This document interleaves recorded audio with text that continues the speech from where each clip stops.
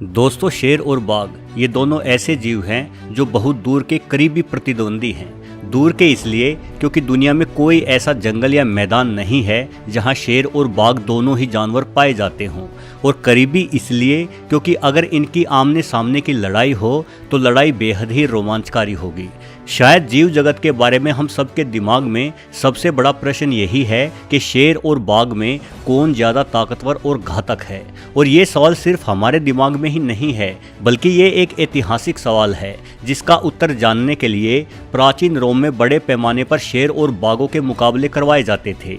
शेरों और बाघों को पिंजरे के अंदर लगातार कई दिनों तक भूखा रखा जाता था और एक बंद मैदान में दोनों की लड़ाइयाँ करवाई जाती थी। इन लड़ाइयों में इंसानों का मनोरंजन कर रहे शेर या बाघ में से जब कोई एक जीव मारा जाता तो ही लड़ाई का फैसला हो पाता था। दोस्तों, आमतौर पर शेर को ही जंगल का राजा कहा जाता है, बाघ को नहीं। तो क्या शेर बाघ के मुकाबले में कहीं अधिक शक्तिशाली जीव है या शेर में राजा बनने की कोई अन्य खूबी है? चलिए दोनों जीवों की तुलना करके जानने का प्रयास करते हैं। आकार और ताकत। दोस्तों, बाघ निसंदेह शेर से कहीं अधिक बड़ा और भारी जीव है। बाघ भालू के बाद धरती का सबसे बड़ा मांसाहारी जीव है। बाघ सिर्फ एशिया महाद्वीप में ही पाए जाते हैं। दुनिया भर के जंगलों में पाए जाने वाली बाघों की कुल संख्या का लगभग 80% अकेले भारत में ही है। साथ ही भारत दुनिया का अकेला ऐसा देश है जहां बाघ और शेर दोनों ही जीव पाए जाते हैं। लेकिन बाघ जहां बंगाल, कर्नाटक, मध्य प्रदेश और उत्तराखंड तक फैले हुए हैं, वहीं शेर सिर्फ गुजरात में गिर के मैदानी जंगलों तक ही सीमित हैं। भारतीय नर बाघ का वजन जहां 220 किलो तक हो जाता है, वहीं भारतीय नर शेर तकरीबन 180 किलो तक ही भारी होते हैं। वहीं साइबेरियन बाघ धरती की सबसे बड़ी बिल्ली है जिसका वजन 300 किलो से भी अधिक हो सकता है। दोस्तों, अगर शेर और बाघ का मुकाबला करना है तो सबसे करीबी मुकाबला भारतीय रॉयल बंगाल टाइगर और अफ्रीकी शेर के बीच में ही देखने को मिलेगा। इसलिए इन दोनों की ही तुलना करना ज़्यादा सही रहेगा। 8 फीट से अधिक लंबाई और 3.5 फीट से अधिक ऊंचाई वाले अफ्रीकी शेर औसतन 200 किलो तक भारी हो जाते हैं। इसकी तुलना में 220 किलो भारी भारतीय बाघों की औसत लंबाई 10 फीट और ऊंचाई 3.25 फीट तक होती है। अगर बात जबड़े की ताकत की जाए तो शेर की 650 psi बाइट फोर्स की तुलना में बाघ की बाइट फोर्स 1050 psi होती है। बाघ की छलांग और पंजा मारने की रफ्तार भी शेर की तुलना में कहीं अधिक है। शेर की तुलना में कहीं अधिक भारी होने के बावजूद एक बाघ वर्टिकल पोजीशन पर 15 फीट की ऊंचाई तक छलांग मारने की काबिलियत रखता है। वहीं शेर की उछलने की ऊंचाई 12 फीट से कम ही रहती है।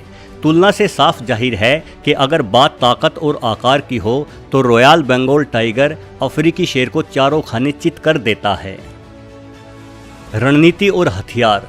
दोस्तों, भले ही बाघ शेर की तुलना में अधिक बल और अधिक बड़ा आकार रखता हो, लेकिन इतिहास गवाह है कि जिस भी इलाके में शेर गए हैं उन्होंने बाघों को वहां से खदेड़ दिया है। माना जाता है कि आज से तकरीबन 200 साल पहले तक ईरान और अफगानिस्तान में भी बाघ पाए जाते थे, लेकिन शेरों के प्रभाव ने इन इलाकों से बाघों को ख़त्म कर दिया। हालांकि तकरीबन 80 साल पहले ही इंसानों ने शेरों को भी ईरान से गायब कर दिया। वहीं अफगानिस्तान में कुछ गिने चुने शेर अभी भी बाकी हैं। मध्य एशिया में भी कई ऐसे स्थान रहे हैं जहां शेरों की तुलना में बाघ कहीं पहले ही लुप्त हो चुके थे। असल में शेर एक साथ एक परिवार में झुंड बनाकर रहते हैं। एक झुंड में शेरों की संख्या 10 से लेकर 40 तक हो सकती है। वहीं बाघ जीवन भर अकेला ही शिकार करता है।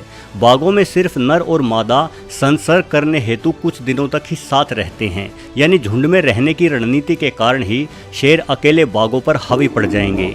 कई सारे शेर मिलकर बाघ पर हमला बोलेंगे और बाघ को मार डालेंगे।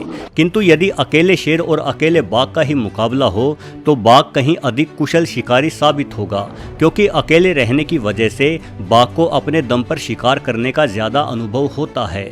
वहीं शिकार जैसा मुख्य कार्य शेरनियों के हवाले छोड़कर आलसी शेर पूरे दिन पड़ा सुस्ताता ही रहता है।